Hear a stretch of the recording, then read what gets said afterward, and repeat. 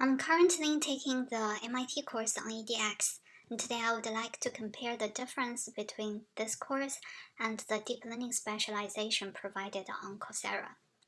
First of all, the two platforms are quite different. MIT course is released on EDX. It's released according to school schedules. So just like the course you take at school, it's not always available. And when you take it, you have to follow a certain schedule. You have to be committed during the whole time. The exam, the homework follow a certain schedule. The courses are free to audit, and the exercise, most of them are free too. But if you want to get the certification, it costs $300 per course. But good thing is, if you plan to be enrolled in certain programs from MIT, the credentials could be applied for your program. For Coursera, on the other hand, whenever you go to the platform, you will find the course available. And all the course material are available to you at the same time. You could take them according to your own pace. So for deep learning specialization, it's designed to be finished in 3 months. But if you would like, you can finish it in 1 month. The course is free to audit as well. However, only after you pay for the subscription fee, you can see the Jupyter Notebook, the coding part of the course. You would only get the certification, but I think that's quite competitive on the market as well. Now, the difference between the two courses. MIT course definitely require more rigid math background. At the beginning of the course, it provides you a lot of exercise for you to warm up your calculus and linear algebra. If you are not very familiar in this area, you may find the struggling at the beginning.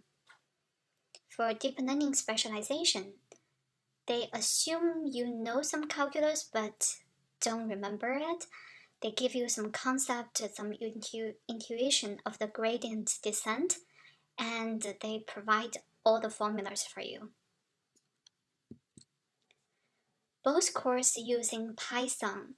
However, the one used by the deep learning specialization is much easier to use.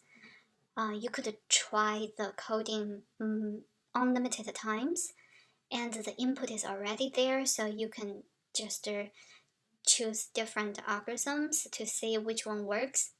But for the MIT course, your code may be tested with 5 inputs, but you don't get those inputs. So if you made mistakes for certain inputs, you would have to recreate those inputs and test it. The homework is much more difficult for the MIT course. Here is an example where both courses ask you to realize softmax function. As you could see for the deep learning specialization, they start with one-dimensional example and then go to two-dimensional example, and the formula is much easier.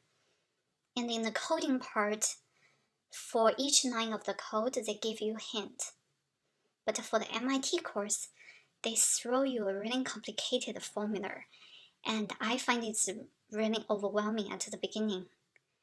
And in the coding part, they did tell you what are the input and the output, but they don't give you any hint in terms of coding. Okay, here I finished the comparison. In general, my suggestion is if you are more research driven, the MIT course is definitely the place to go. But if you're less familiar with math and you would like to understand the architecture of deep learning, the deep learning specialization would be a good choice.